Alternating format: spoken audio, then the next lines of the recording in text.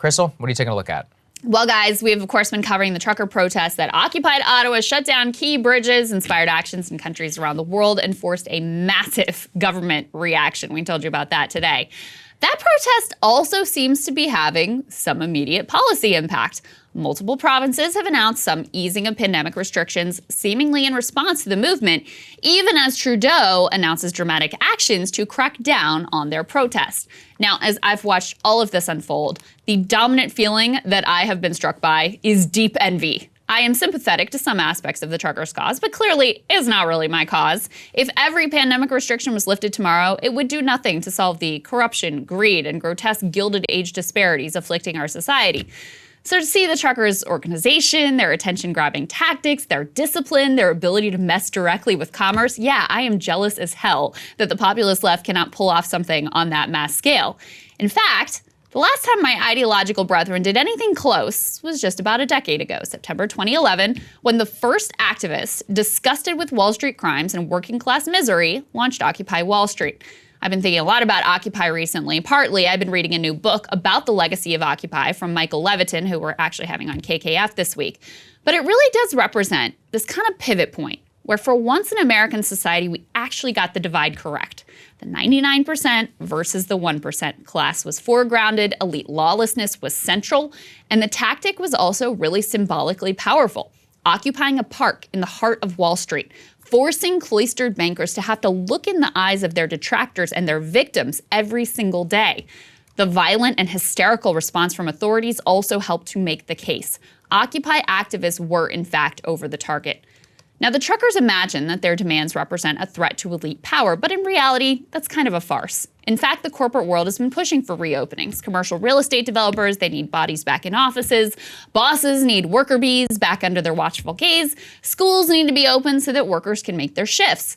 That's not to say that ending pandemic restrictions is the wrong policy. In fact, I agree with lifting most restrictions at this point, given how successful the vaccines have been. But we shouldn't confuse a policy being correct with thinking that implementing that policy would be a meaningful challenge to the capitalist powers that be. It's only really a meaningful challenge to the confused wine moms duped into double masking their kids outdoors. It's telling that the Canadian government basically took no action against the protesters until they were hurting trade with us. Once they started messing with capitalism, the truckers were immediately shut down. But while, yes, their tactics for sure hurt the bottom line of powerful players in corporate America, their actually core demands don't. And there's a really obvious sign that this is the case. The media has covered this protest in the partisan manner of any other culture war nonsense that will have zero impact ultimately on the established order of things.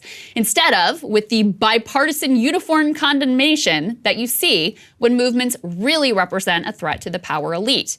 Because the core sources of power, money, corruption, political rigging, those are all bipartisan in nature. Attacks on these things trigger uniform smears and condemnation.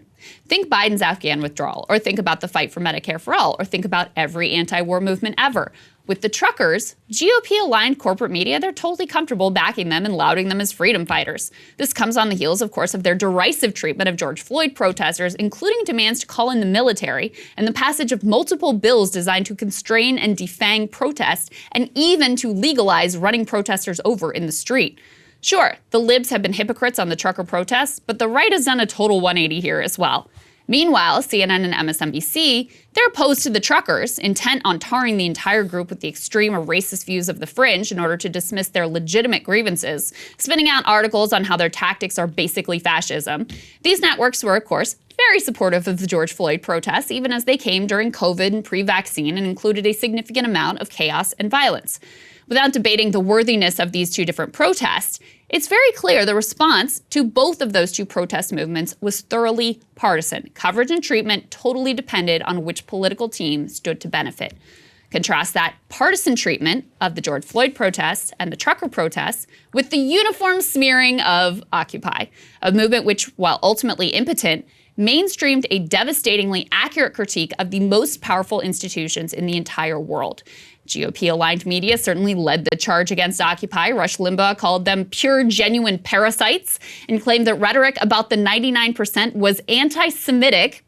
Over on Fox, Bret Baier said the protests were supported by the Ayatollah of Iran and Venezuela's Hugo Chavez. Eric Erickson of Red State partnered with Fox News for a whole campaign around how he and his fellow upstanding citizens were part of the tax-paying 53%, supporting the lazy 47% who could just hang out and protest on the government dole. This would, of course, ultimately lead directly to the campaign-destroying comments from Mitt Romney about the 47%.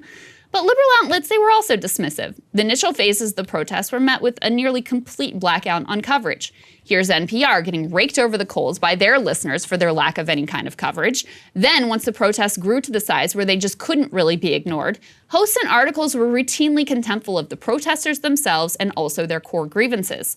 Over on CNN, Erin Burnett, she sneered at the demonstrations. She said, "It's not just a bunch of dancing hippies protesting. There are all kinds of people there, babies, teachers, cheerleaders, and that," she said, panning the camera to a freaky zombie guy, before launching into a stirring bit about how they don't even really understand how great the bank bailouts were for ordinary taxpayers.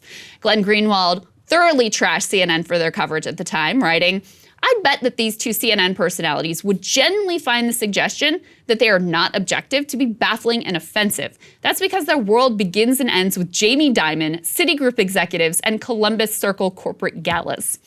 I was at MSNBC at the time, and the network, by and large, as I recall it, covered Occupy as a fringe distraction from the real political work being done by the grown-ups in the Obama administration. So when your movement is really going after something big, both sides of the political spectrum are going to demand an end to it and potentially call for the military to come in and quash it. So listen, if your protest is being praised by some faction of partisan media, that's fine. Doesn't mean the cause is unjust. Just that it isn't going to really represent any sort of threat to power. And don't be fooled by Fox News and other GOP-aligned media's new working-class rhetoric. They are still fully cucked to capital. As for me, I'll continue to wish for a day when the effective tactics of the truckers are used on behalf of a movement that might earn the unified contempt of every legacy media ghoul and truly shift power towards the working class. Sagar, it's interesting to think back about Occupy. And hey guys, thanks so much for watching. That's right. Just as a reminder, you can become a premium subscriber today. Watch the full show completely uncut, our reactions to each other's monologues. You get to listen to it. You get to ask us questions, all that good stuff. Link is right there in the description or at breakingpoints.com. Best of all, great way to say screw you to the mainstream media.